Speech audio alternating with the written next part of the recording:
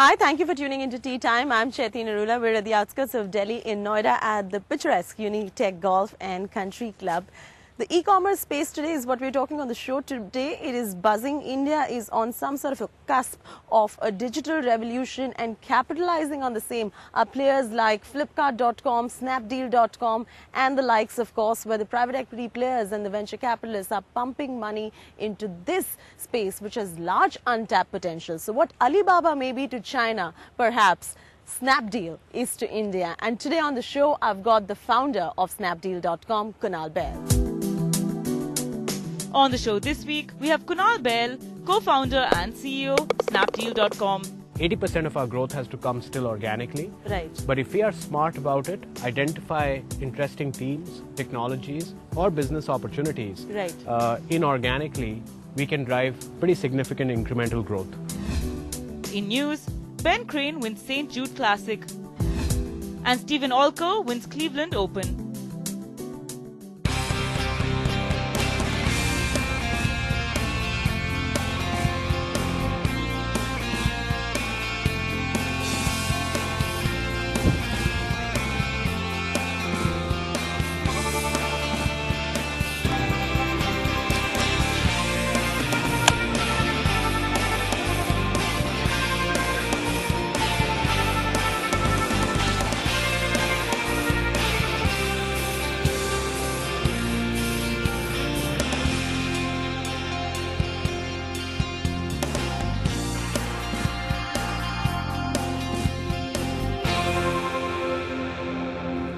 Kunal Bahl, welcome to Tea Time. Thank Lovely you. to have you on the show. Thanks for having me. Congratulations, by the way, on e-commerce becoming such a buzzing space. You started Snapdeal quite ahead of its time, really. $100 million is what you have raised recently in terms of fundraising. And this year, it's quite exciting. We've seen about 10 transactions between 2013 and this year as well. What, 288 thereabout million dollars in this space. A yet to be profitable e-commerce business space. Why are investors pumping money at this point of time? I think it's the promise of what the future holds in this space, right? Right.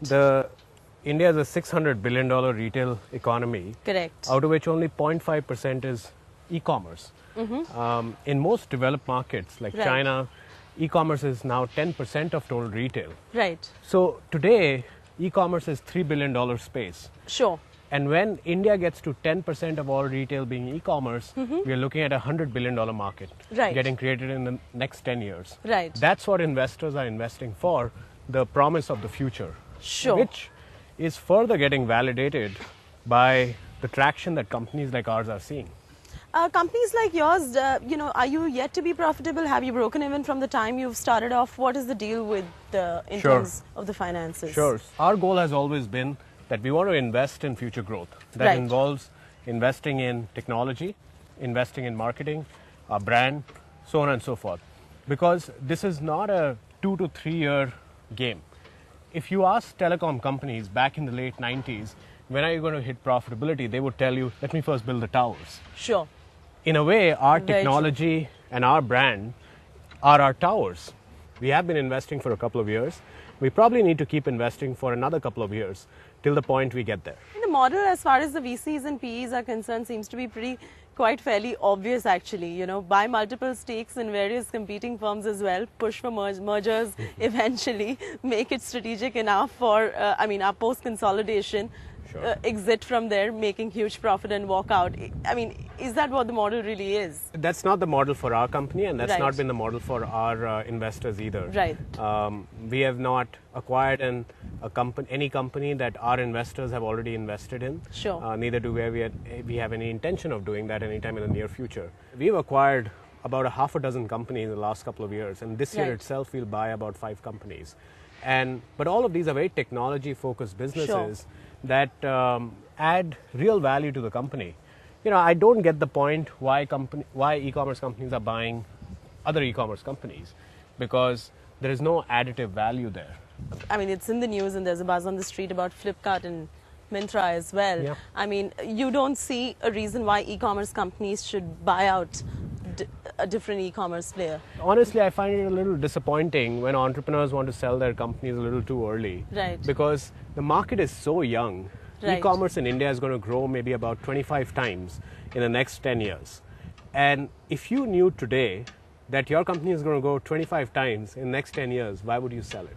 I mean, you are one of the leading players of e-commerce in India. I mean, you started the company way ahead of its times, and what Alibaba may be to China, Snapdeal perhaps is to India as well. So it's nice to know from you actually, why is it today that India lags behind as far as e-commerce space is concerned compared to a China or US? I guess the market is slightly more matured there, and we're not even scratching the surface at the moment as far as e-commerce is concerned. Correct, absolutely. The difference between subsequent economies in terms of time they are taking for e-commerce to start hitting inflection point is reducing. Right. The gap between China and the US was 10 years. Right. The gap between China and India is not going to be more than 4 to 5 years. Right. And also I think structurally China and India are very similar. Like people call us, we are Alibaba of India. The reason for that is similar to Alibaba, our goal is to create life-changing experiences for small businesses in India, where we are essentially creating a platform where a lot of these hundreds of thousands or lakhs of small businesses can list their products, supply locally, but sell nationally to consumers across 5,000 towns and cities.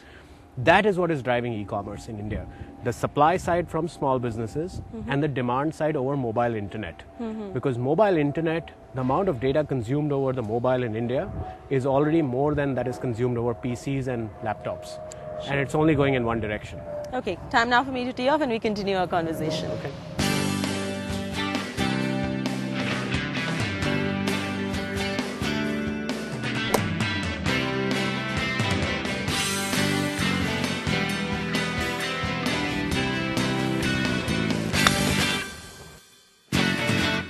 Recently, you have raised 620 crore Indian rupees, and after you raised the money, you obviously announced acquisitions for FY15 rollout, and that was primarily in mobile technology and data analytics space as such. Let's talk about that a little bit. Sure. So we are already an m-commerce company. I don't see ourselves as an e-commerce company. Mobile commerce? Yeah, mobile commerce company. And the reason for that is over a year ago, 5% of our overall orders were over mobile phones, small screen phones. Through the apps? Yeah, through apps or through the website on the mobile. Right. Already within 12 months, over 50% of all our orders are coming over mobile phones. Right. So we're really more of a mobile commerce company rather than an e-commerce company. In India, within 2 years, there will be 50 million smartphones getting sold a quarter, whereas the number for PCs and laptops is only 1 million. There'll be 50 times more smartphones being sold in India versus PCs and laptops, which means that the demand side in this business is going to be driven by mobile. Right. And hence, it's incumbent on us as a market leader to make the performance of our mobile assets even better so that we can deliver a great consumer experience on the mobile. And that's why we are very aggressive with looking at really smart companies and entrepreneurs where we can, assimilate them into our culture and our way of working and really provide a seamless experience to the customer. And what about data analytics? Yeah, so our business is really about data. At the end of the day, we don't own any product ourselves. Right. We are essentially connecting the dots using technology and information systems between buyers and sellers. And the value of data is immense. Like for instance, if I can tell a seller through predictive analytics of pricing that if you reduce your price by 50 rupees, your sales can go up by 25%. That's a pretty compelling proposition for a seller to, manage his pricing better. Similarly, we've now created a network of fulfillment centers under a program called Snapdeal Plus across the country, in which we actually give analytics about inventory management to sellers. You've been selling 100 phones a day over the last 1 week through Snapdeal. You should probably leave 700 phones in our fulfillment center so that the moment it gets sold, it can get shipped out really fast. Right. So analytics pertain to both pricing, inventory management, and also on the site. When you as a consumer come to our site, we have millions of products. It may be overwhelming for you, but if based on what you've been browsing and buying, we can demonstrate to you, here is a more relevant product for you using analytics that creates a much better experience for the user. So now over 30% of our sales come through such recommendations. So, well, players in the e-commerce space continue to remain excited about the growing potential and the vast untapped potential of this business in the country. We're going to remain in conversation with the founder of Snapdeal.com, Kunal Bahl. Take a break. We will see you on the other side. Thank you for staying with us on Tea Time, and we're in conversation with the founder of Snapdeal.com. Now, FDI in e-commerce, that's the new battle. Earlier we were debating a lot about FDI in multi-brand retail, and when that got resolved, the next new thing that everyone's talking about is the 100% FDI in e-commerce, and BJP seems to be very bullish on the foreign equity infusion. But however, CAIT recently also in a statement said that this is going to be very detrimental to the to about 6 crore brick and mortar players in this country as well. As one of the e-commerce companies, what is your take on this issue? I think about anything that is very important. If you ask 10 people, they will offer you 10 different views. Right. And I think this is exactly a case of that. At some level, the government will have to just decide what they want to do based on all the data available to them, all the opinions expressed to them, and then decide. And then everyone has to abide by it for whoever this law would apply. To us, it doesn't apply, so we are a little ambivalent on this. We offer our views when we are asked. Our view is very simple. As long as the government ensures that it becomes easier for small businesses to benefit from this revolution of e-commerce and internet, that's a great thing. Right. And I don't see any signs or signals that point to anything but that. So Kunal, what is your take remain on B2B as far as e-commerce is concerned? I know you're a B2C company, but is it difficult to see the transition from B2C to B2B in terms of e-commerce? They solve very different objectives. So B2B e-commerce essentially, which is still actually at a global level very new and not at scale anywhere in the world. Companies in China, companies in the US, Amazon's launches Amazon Supply in the US. I think there is potential. Right now what we are seeing is small businesses are buying as consumers from sites like ours. Right? Over a period of time, the benefit of having symmetric information around prices and availability of products will only help in increasing efficiency in the market.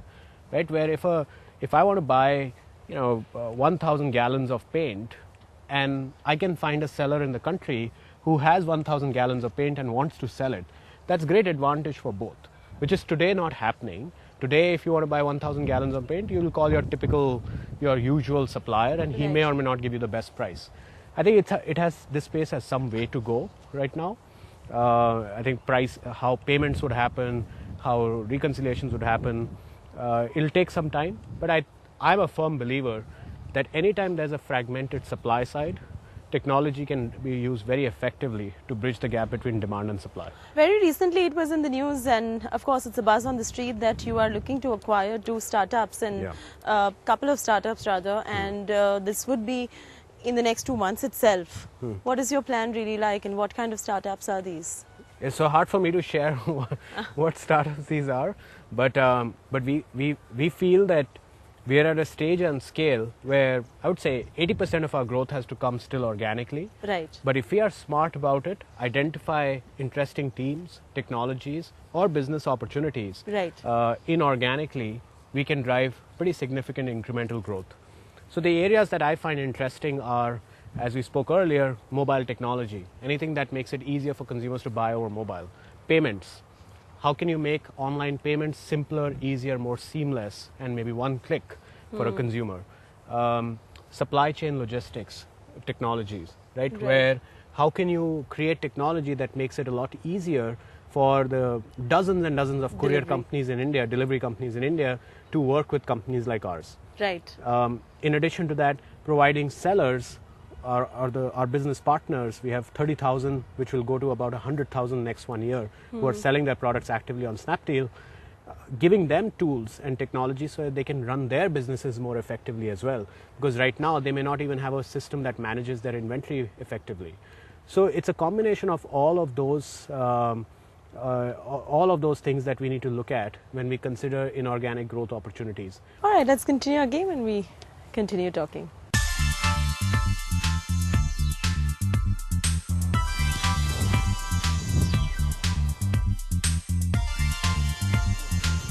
Yes, good.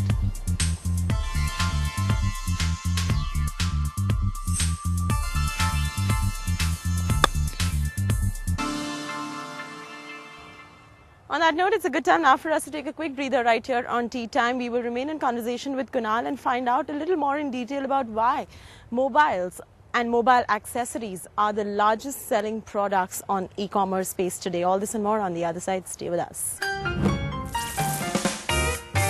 Thank you for staying with us on Tea Time. Welcome back. Now, where we left off really was talking about how mobile is the category which is the fastest selling on e-commerce, and latest statistics across the board prove that. Why is it that buying mobile on e-commerce is picking up rather than any other category whatsoever? I think there are two big reasons for it.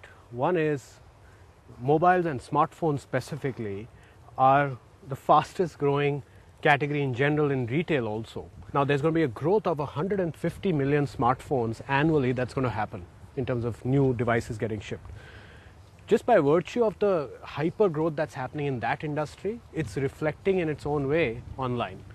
Now the advantage with online is that irrespective of where you are in 5,000 plus towns and cities, you get access to the latest models the day they are launched in any big city of India.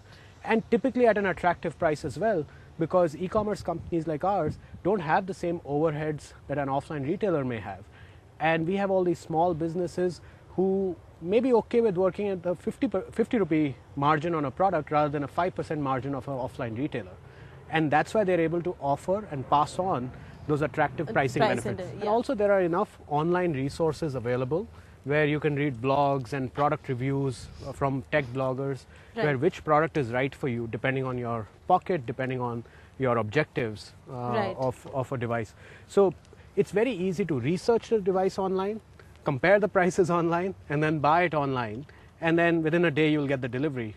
So the value proposition for the consumer to buy a mobile online is actually quite strong. Of late, we've also been reading a lot about how buzzing the space is as far as the job market is concerned. We are seeing a 30% uptick in hiring in e-commerce companies, so much so in the next 2 to 3 years thereabouts, we would see about 50,000 new jobs being created in this space. Is that in line with your estimates? Do you think is that true? Absolutely. I think it's not only the fact that we are generating a lot of direct employment. You know, Snapdeal itself, probably since our inception 2.5 years ago, has probably created 30,000 direct and indirect jobs. The amount of indirect job creation is probably 10 times more than the direct job creation, because you now need more guys on bikes going and doing deliveries.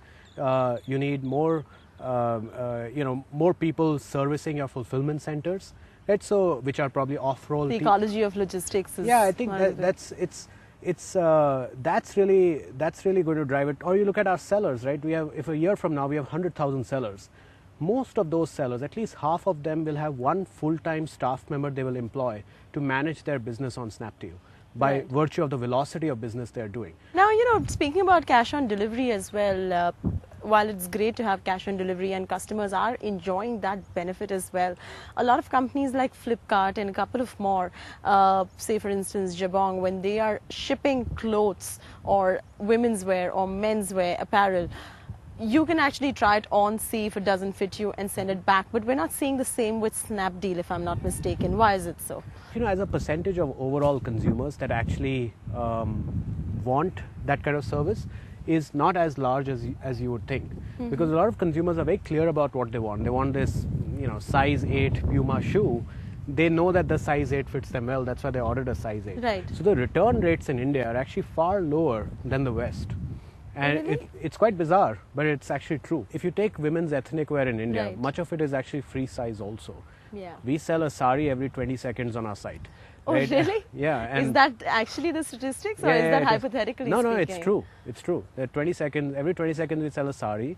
Every 30 seconds we sell a kurti on the site. How interesting. Yeah, and I never thought that middle-aged women would be buying saris online, etc. in India. Right. But it's happening because of the value we are able to provide to consumers and while doing that, give a good product also. Right. See, our goal is very, very simple.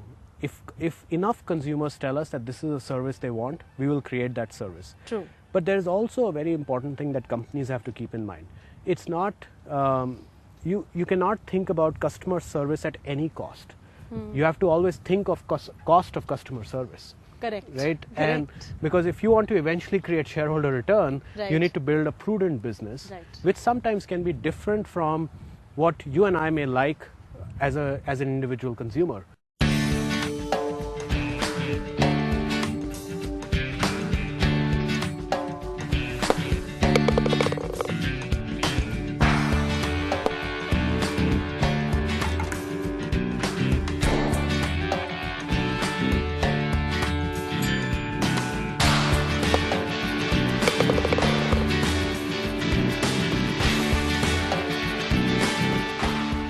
Did you ever think when you started Snapdeal about 4 years ago that you would be one of the leading players in the country?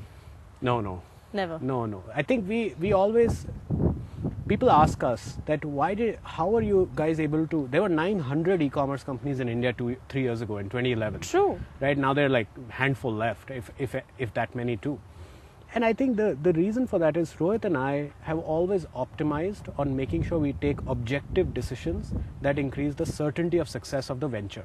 True. So, which means not taking emotional decisions or emotionally stubborn decisions, but taking decisions when you are at important crossroads in your business Right. that will benefit the company long term. Right. And you'll be surprised how many times entrepreneurs, when they are at that crossroad, take an emotional decision which may not be the most objective one to do. I mean, it's interesting that you just brought up the fact that there were about more than 900 companies back when you started up Snapdeal, but today there are hardly barely you can count on your fingers. Yeah. Do you think consolidation somewhere was required in this space? Why did the consolidation phase set in? I think it's more mortality than consolidation. Oh, really? I think there were more mortalities that happened than consolidation. I mean, we bought a few, others have bought a few, but no one's bought 900, right, of them. I think it's the nature of any industry. You look at telecom, the Right. same thing happened. Okay, we didn't have 100 telecom operators, but we surely had far more than our country needed. Right. And now that consolidation's happened or mortality's happened at some level. When entrepreneurs see a big opportunity, they need to dive in and try their hand at it. Maybe they build a great business there, and maybe they don't. We'll only make them wiser and more experienced to do something greater otherwise. All right, on that note, thank you so much for joining me Thank you. on TeeTime today. Thanks for having me. Kunal, it was lovely to have you and talk about the e-commerce space, which is very exciting. With that, it's a wrap from me and Kunal Bahl on TeeTime. I will see you next week again. Until then, enjoy the flight of a good drive. I will see you next week.